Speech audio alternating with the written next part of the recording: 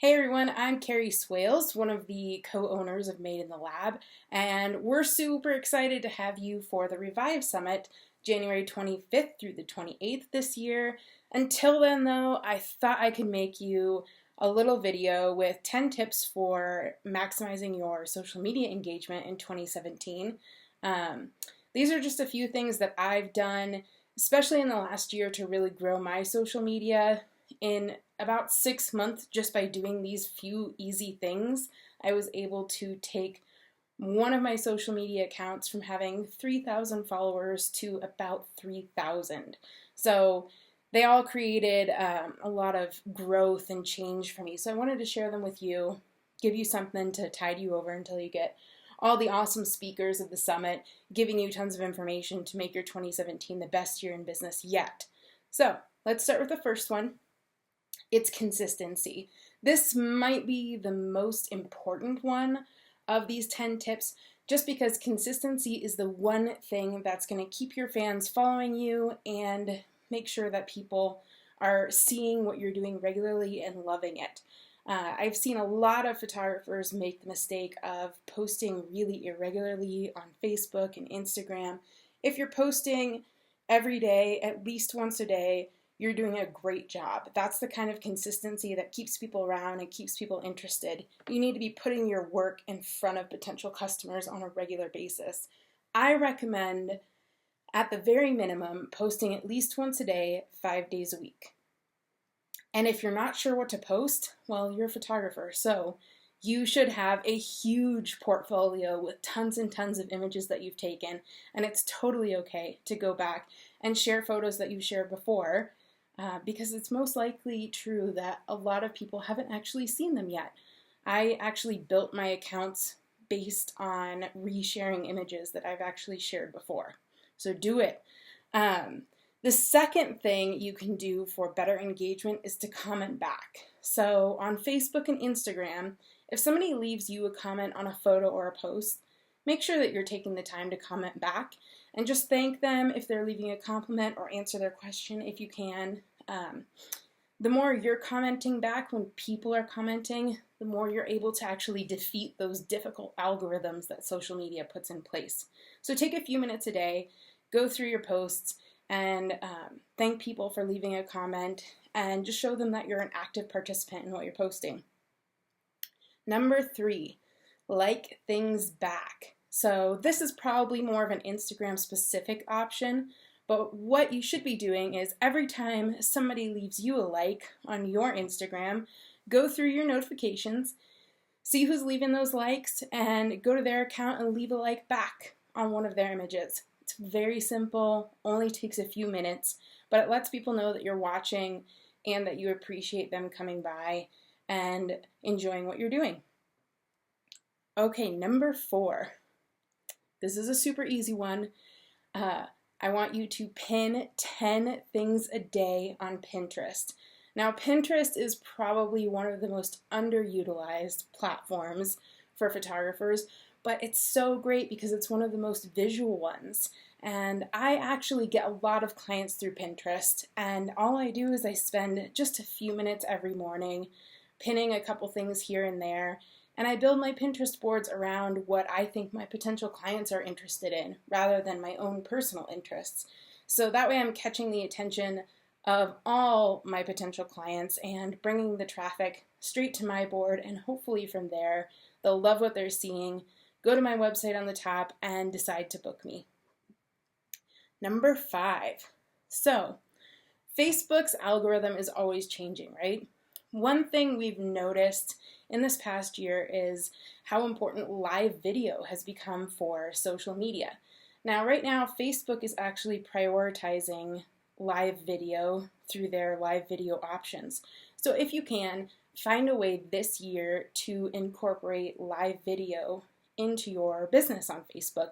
It'll be one of the things that people will probably see at the top of their news feed, since that's what Facebook is currently doing, is prioritizing that live video and showing it first. So if you have an opportunity that you can use live video, take it. It's a little bit awkward to do Facebook Live at first, and you'll feel like you're talking to nobody, but it can be really rewarding, and it gives people an insight into what your business is like behind the scenes. For me, as a wedding photographer, my plan is to do a little Facebook Live with my clients at every wedding. Now, I haven't quite figured out how I'm going to work that out yet or how I'm going to get my clients on board, but it's something I'm definitely looking into in 2017 just to stay on top of what Facebook's biggest changes have been. Number 6, this is an awesome one. It's one of the biggest reasons my Instagram has changed so much this last year. Use a service to automate your Instagram outreach. Instagram is a place where the more that you are engaging with other people's posts, the more you're going to receive back in followers and likes and comments yourself. The more you're engaging with other people, the more you are able to beat Instagram's algorithm. So I use a service. It's called Archie. It's archie.co, or you can use, it's called likestagram.com. These are both websites, not apps. And what they do is they're not scammy services where you buy fake followers. What you're actually doing is you are buying likes to redistribute as yourself. So if I didn't use one of these services, what I would be doing is going through Instagram and looking up hashtags I think my clients might use, going through those hashtags once or twice a day and liking some photos in hopes that those people will see who like their images and come back to my account, follow it, and inevitably book me. So instead, what I'm doing is I'm employing an automation robot to do that outreach for me. So I get to decide what hashtags I want my robot to go and follow, and my robot goes out there and likes people's photos when they use those hashtags. It's been an excellent way for me to make connections with my ideal client. I really love it. I highly recommend it. Instagram can be really overwhelming, and doing that kind of outreach on a daily basis can be very time consuming.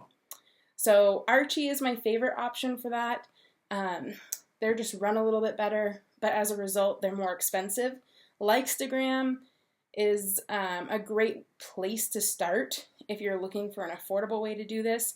Instead of paying a monthly fee, you just sort of buy likes in bulk and it distributes them for you. But it's also a little bit unreliable and not particularly well run. But it's still an awesome place to start if you're looking into that. All right, number 7, share blog posts that you've written on Pinterest. It's very simple. So since Pinterest is a really underutilized program, there's a lot we can do with Pinterest to find new clients. And the easiest place to start is to take blog posts that you've written, if they're suggestions with ideas for your potential clients, or just blog posts with photos from your sessions and weddings. Take those photos and pin them on Pinterest. Create some boards that help fit those categories on your own Pinterest account. Give those images really good descriptions and start pinning. And actually, at the summit, you guys are going to meet Fuse, who is going to be teaching us all about Pinterest SEO, and that is a day I highly recommend you attend. She'll give a ton of information on that that'll help you start using Pinterest to gain more clients. All right, number 8, spend about 30 minutes a day preparing and engaging on social media. So all these tips that I'm giving you, I would recommend just giving yourself 30 minutes a day in your schedule to maybe schedule some posts in advance, or get on and comment back, or get on and look up hashtags, like a few photos. So dedicate some time each day just to get on and work on social media. If you're not doing it daily, then you're not being consistent, which is our number one thing. I do this about 4 to 5 days a week, which are my work days. Don't do it on my off days. You don't have to either. All right, number 9. Schedule your social media in advance. One of the best ways to increase your ability to be consistent is to use a social media scheduler. There are tons and tons of options for free ones, paid ones, expensive ones. Any of them will work for you. Anything that can help you be more consistent with your posts is a great tool to use. So I go in about every 2 weeks and I schedule some Instagram posts and go through and plan my social media plan of attack on Facebook, Twitter, Pinterest, etc. And it's a great way to have a consistent presence, and it kind of gives you peace of mind and frees up a lot of time for work. Because I think a lot of us sit around and go, what do I post on social media today? What should I post today? And then we get on Facebook and then we get distracted by all the discussions and groups and status updates on Facebook. And next thing you know, you've wasted an hour of your time that you could be using to edit photos or do marketing or blogging, something that'll actually bring a client in. So definitely recommend scheduling your posts and using that as a way to just help you be more productive overall. It'll definitely help you with your engagement too. And the very last tip is to use a service like CoSchedule. You can just go to coschedule.com, especially if you're a WordPress user. They have a plugin for WordPress websites. And what you can do with them is you can actually connect it up to blog posts so that each blog post you write gets its own unique scheduled social media blast or pins on Pinterest, and it really alleviates the work on your end for having to remember to get out there and share your blog posts on Facebook or share them on Twitter or wherever. CoSchedule can do all of that for you. It can also allow you to just schedule plain social media updates.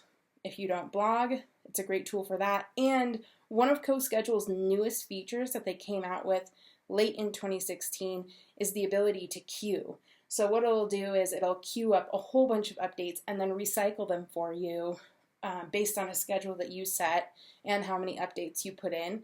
And that's really awesome because it helps a lot with consistency. So I hope these 10 tips help you guys out with thinking about new ways to engage with your customers and potential clients on social media. We're looking forward to having each and every one of you at the Revive Summit, and we hope that you get to attend as many sessions as possible live, because it'll be such a great opportunity to ask some amazing educators questions. And if you guys have any questions for us, please don't hesitate to contact us, and we'd be happy to help you out with anything you need. See you soon!